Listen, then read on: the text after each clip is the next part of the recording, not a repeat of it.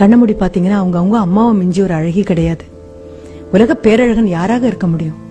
தோல் தளர்ந்து முகத்தை சுத்தி கண்ணை சுத்தி கருவளையம் வந்து தலையில் இருக்கக்கூடிய முடியெல்லாம் கொட்டி ஒரு நிமிஷம் பெருமூச்சு விட்டு இந்த பையன் படிச்சு மேல வந்துட்டானா போதும்பா, எனக்கு ஒண்ணும் கொடுக்க வேண்டாம், அவன் காலை ஊனிக்கட்டும் அப்படின்னு ஒவ்வொரு நாளும் உங்களுக்கு தெரியாம மனதுக்குள்ள பிரார்த்திக்கக்கூடிய உங்க அப்பாவை மிஞ்சி உலகத்துல பேரழகான ஒரு உருவம் எதுவுமே கிடையாது. நீங்க வரீங்கன்னு தெரிஞ்சு ஊரார் பிள்ளைய ஊட்டி வளர்க்கணும் அப்படிங்கறதுக்காகவே ஒவ்வொரு நாளும் கல்வியை டிஃபன் பாக்ஸ்ல போட்டு சுமந்து சுமந்து திணிச்சு திணிச்சு அமுக்கி அமுக்கி கொண்டு வரக்கூடிய உங்க ஆசிரியரை விட மிகப்பெரிய ஒரு நபர் உலகத்துல கிடையாது. ஆனா இது 3 அஸ்திவாரம். எந்த கட்டடத்துக்கும் அஸ்திவாரம் அழகா இருக்க வேண்டிய அவசியம் கிடையாது. அஸ்திவாரம் போட்ட அடுத்த நிமிஷம் அதுக்கு பூச்சி அடிக்கிற ஆட்கள் யாரும் கிடையாது.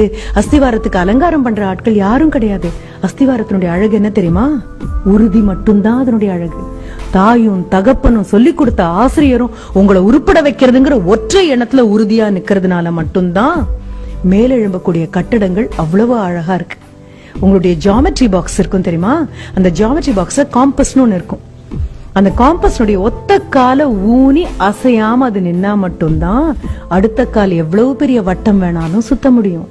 நான் சொன்ன ஆசிரியரும் அம்மா அப்பாவும் அந்த ஒற்றை கால் இடத்தை விட்டு நகரல. நீங்க எங்க வேணாலும் போயிட்டு வாங்க, எத்தனை பெரிய வட்டம் வேணாலும் போடுங்க, அத்தனை பெரிய வட்டமும் வட்டமா ஒழுங்கா அமையணும்னா இந்த ஒத்த கால் இருக்கிற இடத்தை விட்டு நகராம தவம் பண்ணுன மாதிரி காத்து நின்னா மட்டும்தான். இந்த போன கால் சுத்திட்டு வராமையும் போகலாம், போன கால் திரும்பியும் வரலாம். வந்ததுக்கு அப்புறம் கூட ஆஹா நீ இவ்வளவு உறுதியா நின்னதுனாலதானே நான் போனேன் அப்படின்னு யாரும் ஒரு வார்த்தை கூட சொன்னதில்லை.